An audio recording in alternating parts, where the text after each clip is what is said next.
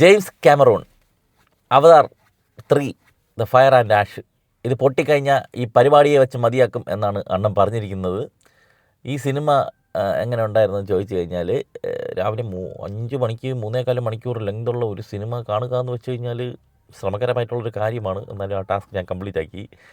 പടത്തിലെ അവസാനത്തെ 1 മണിക്കൂർ ഒരു വാർ സീക്വൻസ് ഉണ്ട്. ഇപ്പം അവതാർ 1 ആയാലും 2 ആയാലും അതിൽ ഏത് വാർ സീക്വൻസ് എടുത്തു വെച്ച് നോക്കിയാലും അതിനെ കിട്ടപ്പിടിക്കുന്ന തരത്തിലുള്ള ഒരു സാധനം, വിഷ്വൽ ട്രീറ്റ് എന്ന് തന്നെ പറയാം. അത് കാണാൻ വേണ്ടിയിട്ട് തിയേറ്ററിൽ 100% ഈ പടം കാണാൻ ടിക്കറ്റ് എടുക്കാം. അത് ഗംഭീരമാണ്, അത് അതിഗംഭീരമാണ്. CGIയുടെ മാക്സിമമാണ്. ഭയങ്കര രസമാണ് 3D കാണാൻ. ഞാൻ പറയുന്നതല്ല, അതിനപ്പുറം ഒരു കിടില എക്സ്പീരിയൻസ് ആ സാധനത്തിലുണ്ട്. അതിനപ്പുറം ഈ സിനിമയിൽ എന്തുണ്ടെന്ന് ചോദിച്ചു കഴിഞ്ഞാൽ ഇതിൻ്റെ ലെങ്ത് ഭയങ്കര വിഷയമായിട്ട് എനിക്ക് തോന്നി. ഒന്ന് പറഞ്ഞു കഴിഞ്ഞാൽ, ഓൾറെഡി 2ാമത്തെ പാർട്ടിൽ നമുക്ക് ആ വാട്ടറുമായിട്ട് സംബന്ധിച്ച പുതിയ ക്രീച്ചേഴ്സിനെയും പായ്ക്കണും പരിപാടികളും ആ കൾച്ചറും ആ ടെറൈൻ ബിൽഡ് ചെയ്ത് നമുക്ക് രജിസ്റ്റർ ആയതാണ്. അപ്പോൾ അവിടെ തന്നെ വീണ്ടും കിടന്ന് കറങ്ങും പോലെ ഒരു ഘട്ടത്തിൽ ഫീൽ ചെയ്ത്. ഒന്ന്. രണ്ടാമതിൽ ആഷ് എന്ന് പറഞ്ഞിട്ട് പുതിയ കുറച്ച് ടീമുകളെ പരിചയപ്പെടുത്തുന്നുണ്ട്. അവർക്ക് ആ ഒരു വില്ലേജും സംഭവവും വളരെ വേഗത്തിൽ പറഞ്ഞ് പോയി. അതിന് അവിടെ തന്നെ പുതിയ കുറേ സാധനങ്ങൾ കൊണ്ടുവരിക, ഒരു വെറൈറ്റി അങ്ങനത്തെ പരിപാടികളിലോട്ട് പോകാതെ പെട്ടെന്ന് തന്നെ അത് പോയതുപോലെ എനിക്ക് തോന്നി. അങ്ങനെ ഒരാളെ വെറുതെ ഒരു സാധനത്തിന് കൊണ്ട് തിരികെ കയറ്റി വെച്ചു. ഇപ്പോൾ നമ്മുടെ കേണലിൽ പുതിയ കുടുംബം കാര്യങ്ങളൊക്കെ ആയി. കേണലിൻ്റെ വഴിക്ക് പോകണം. കേണൽ വീണ്ടും സ്പൈഡറിനെ അന്വേഷിച്ച് കിടക്കുകയാണ്. സ്പൈഡറിനും ഒരു പ്രത്യേകത കൊടുക്കുകയാണ്. ആ പ്രത്യേകതയും അല്പം ഫോഴ്സ്ഡായിട്ട് എനിക്ക് തോന്നി.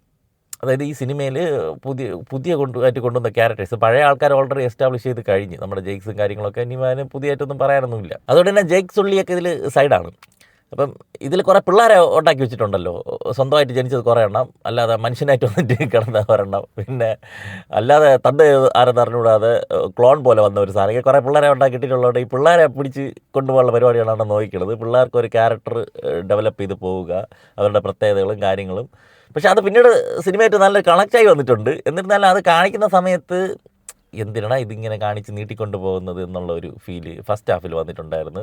തുടക്കമൊക്കെ നല്ല ലെങ്ത് ഫീൽ ചെയ്ത്, ഇടയ്ക്കിടയ്ക്ക് കുറച്ച് ഫൈറ്റ് സീൻസും കാര്യങ്ങളൊക്കെ നമുക്ക് പിടിച്ചിരുത്താൻ വേണ്ടിയിട്ട് വച്ചിട്ടുണ്ടെങ്കിലും അതൊന്നും അത്ര നമുക്കൊരു പുതുമയായിട്ട് ഫീൽ ചെയ്തില്ല. കാരണം ഓൾറെഡി ഇവരുടെ ഇത് കണ്ട് ഈ നീല കളറും കണ്ട് ഇവരുടെ അടിയും അമ്പയത്തൊക്കെ നമ്മൾ കുറേ കണ്ട് വന്നപ്പോഴേക്കും അവിടെ തന്നെ ഒരു പുതിയ സാധനമായിട്ട് ഒന്നും ഫീൽ ചെയ്തില്ല. പക്ഷേ ഞാൻ പറഞ്ഞില്ല, എൻ്റെ അവസാനത്തോടത്ത് അടുപ്പിച്ച സമയത്ത് ആ വാർ സീക്വൻസ് ചെയ്തു വച്ചിരിക്കുന്ന അടുത്ത് നമുക്കൊരു വിഷ്വലി ഒരു ഹൈ കിട്ടുന്നുണ്ട്. അത് മാത്രമല്ല, സിനിമയുടെ അവസാനം എൻ്റെ ക്ലൈമാക്സ് എൻഡ് ചെയ്തിരിക്കുന്ന സമയത്ത് ഇമോഷണലിയും ഒരു കണക്ഷൻ സിനിമയായിട്ട് ഉണ്ടാകുന്നുണ്ട്. പക്ഷേ അതുവരെ അങ്ങനെ ചോദിച്ചു കഴിഞ്ഞാൽ ഇല്ല. ഇനിയിപ്പം രാവിലെ ഞാൻ 5 മണിക്ക് പോയിരുന്ന് കണ്ടത് കൊണ്ടാണോ എന്നെനിക്ക് അറിയത്തില്ല. അതിൻ്റെ ഒരു പ്രശ്നം ഫസ്റ്റ് ഹാഫിലുടനീളം ഫീൽ ചെയ്തു. അതുമാത്രമല്ല, സ്റ്റീഫൻ ലാങ്ങിൻ്റെ കേണൽ വില്ലൻ കഥാപാത്രം അത് പലയിടത്തും ഒരു കൺഫ്യൂഷൻ കഥാപാത്രത്തിനുണ്ട്. അത് എഴുതി വെച്ചിരിക്കുന്നിടത്തുണ്ട് പോലെ തോന്നി. അപ്പോൾ അവർ അങ്ങേരും ഫസ്റ്റ് ഹാഫിൽ ടെറർ വില്ലനായിട്ട് ഫസ്റ്റ് പാർട്ടിൽ ഇരുന്നിടത്ത് പിന്നെ സെക്കൻഡ് പാർട്ടിൽ ഒരു അതിൻ്റെ തന്നെ ആളില്ല, അതിൻ്റെ മറ്റേ അവതാർ രൂപമാണ് ഉള്ളതെന്ന് പറയുമ്പോൾ തന്നെ അയാളെ പകുതി വീര്യം ചോർന്നു പോയതുപോലെ കിടക്കുകയാണ്. ഇതിൽ വന്നപ്പോഴും ഒരു വില്ലൻ എന്നുള്ള ഒരു സാധനമേ ഉള്ളൂ. ഒരു ടെറർ ഫീല് നമുക്ക് കൊണ്ടുവന്നില്ല. ഇയാളെന്താണ് അവിടെ കിടക്കെടുത്തായി എന്നുള്ളൊരു ഫീലാണ്. ഇയാളെ തോപ്പിക്കണമല്ലോ, ഇയാൾ ക്രൂരനാണല്ലോ, ആ സാധനമില്ല. അയാളെ പിടിച്ച് ഇമോഷണലി ഒരു സൈഡിലേക്ക് തളച്ചിട്ട് കളഞ്ഞ് അങ്ങനത്തെ ഒരു പരിപാടി സ്ക്രിപ്റ്റിൽ ചെയ്തു വെച്ചിട്ടുണ്ട്. ഇതിൻ്റെ ഇടയിൽ കൂടി ഈ ആഷും ഈ വാട്ടർ ഇവർ തമ്മിലൊക്കെ ഒരു കലിപ്പാണ്. അതുപോലെ മനുഷ്യന്മാർ പായക്കണ പിടിക്കാൻ വേണ്ടി ഒരു സൈഡിൽ കൂടി നടക്കുന്നുണ്ട്. അതൊക്കെ അതിൻ്റെ വഴിക്ക് നടക്കുന്നുണ്ട്. അതൊക്കെ മറ്റേ 2ാമത്തെ പാർട്ടിൽ കണ്ടതിൻ്റെ ഒരു കണ്ടിന്യൂഷൻ പോലെ. എവിടെ 2ാമത്തെ പാർട്ട് നിർത്തിയോ അതിന് തുടർച്ചയായിട്ട് അതിൻ്റെ അങ്ങനെ കുറേ ദൂരം അങ്ങ് തള്ളിക്കൊണ്ട് പോയിട്ടുണ്ട്.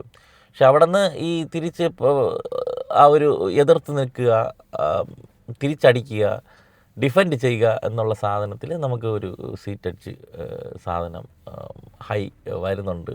അതുകൊണ്ട് തന്നെ നമുക്ക് ആ ഒരു പോർഷൻ ഗംഭീരമായി തിയേറ്ററിൽ ആഘോഷിക്കാം. മാത്രമല്ല ത്രൂ ഔട്ട് വിഷ്വലി CG എന്ന് ഞാൻ പറയില്ല കേട്ടോ, ടോപ്പ് നോച്ച് സാധനം തന്നെ. അതിപ്പോൾ എടുത്ത് പറയേണ്ട കാര്യമില്ലല്ലോ, അതൊക്കെ അറിയാമല്ലോ. അതൊക്കെ അത് 3Dയിൽ കണ്ടുകൊണ്ടിരിക്കാൻ രസമുണ്ട്. പക്ഷേ സ്ക്രിപ്റ്റിൻ്റെ കാര്യമാണ് ഞാൻ പറഞ്ഞത്, കുറച്ചുകൂടി സ്പീഡാക്കാനും തോന്നി. എന്നാൽ കുറേ സാധനങ്ങൾ സെക്കൻഡ് പാർട്ടിനെ അപേക്ഷിച്ച് ഈ പാർട്ടിൽ കഥാപാത്രങ്ങൾക്ക് കുറച്ചുകൂടി ക്യാരക്ടർ എസ്റ്റാബ്ലിഷ്മെൻറ്റ് കൊടുക്കാൻ വേണ്ടി ശ്രദ്ധിച്ചിട്ടുണ്ട്. പലയിടത്തും കുറച്ച് കോൺഫ്ലിക്ട്സും ട്വിസ്റ്റും കൊണ്ടുവരുന്നുണ്ട്. അതും നന്നായിട്ട് വന്നിട്ടുണ്ട്. അപ്പോൾ നമ്മൾ നോക്കുമ്പോഴേക്കും ഈ ഫസ്റ്റ് പാർട്ടിൻ്റെ ഏറ്റവും വലിയ പ്രത്യേകത നമ്മൾ ഇതുവരെ കാണാത്ത ഒരു സ്ഥലം, ആൾക്കാരും അവരുടെ പ്രത്യേകത, അത് ഭയങ്കര പുതുമയായിരുന്നു. അതിൻ്റെ അവസാനത്തെ ആ ഒരു ഫൈറ്റ് എന്ന് പറയുന്നത് അന്യായ സാധനമായിരുന്നു. അതിൻ്റെ ഒരു എക്സ്പീരിയൻസിൻ്റെ maximum first part. Second part വരുമ്പം അതിൽ നിന്ന് വ്യത്യാസപ്പെടുത്തി ആ വെള്ളത്തിൻ്റെ സംഭവം, പായകൺ, അങ്ങനത്തെ കുറേ സാധനങ്ങളും പുതുമയുള്ള കുറേ കാഴ്ചകൾ വന്നതുകൊണ്ട് വിഷ്വലി ഭയങ്കര രസമായിരുന്നു. എന്നാൽ ഫസ്റ്റ് പാർട്ടിൽ നമ്മൾ ആദ്യമായിട്ട് കാണുന്ന സാധനത്തിൻ്റെ ഒരു പരിപാടി ഇല്ലായിരുന്നു രണ്ടാമത്തേൽ. അതുകൊണ്ട് തന്നെ ഫസ്റ്റ് പാർട്ടുമായിട്ട് കമ്പയർ ചെയ്യുമ്പം കുറച്ച് താഴെയായിട്ടാണ് സെക്കൻഡ് പാർട്ട് നിൽക്കുന്നത്. ഇതിൽ നോക്കുമ്പം ഇതിലും അങ്ങനെ പുതുമയായിട്ടുള്ള സാധനങ്ങൾ വളരെ കുറച്ചേ ഉള്ളൂ. ക്രീച്ചറായാലും എന്തായാലും പുതുമ എന്ന് പറഞ്ഞ സാധനം വളരെ കുറച്ചേ ഉള്ളൂ. പക്ഷേ ആ വാർ സീക്വൻസും കാര്യങ്ങളൊക്കെ മറ്റതിനേക്കാളും ടെക്നിക്കലി കുറച്ചുകൂടി മികച്ച രീതിയിലും കുറച്ചുകൂടി ക്രിയേറ്റീവായിട്ടും ചെയ്തു വെച്ചിട്ടുള്ളത് കൊണ്ട് ഈ ഭാഗവും തീർച്ചയായിട്ടും നമുക്ക് തിയേറ്ററിൽ പോയി കാണാം എന്നുള്ള ഒരു സംഭവം തന്നെയാണ് എനിക്ക് ഫീൽ ചെയ്തത്. Avatar Fire and Ash. Amazon, Flipkart, Ajio, Myntra മുതലായ ഓൺലൈൻ ഷോപ്പിംഗ് സൈറ്റുകളിലൊക്കെ കുറേ ഓഫർ ഡെയിലി വരുന്നുണ്ട്.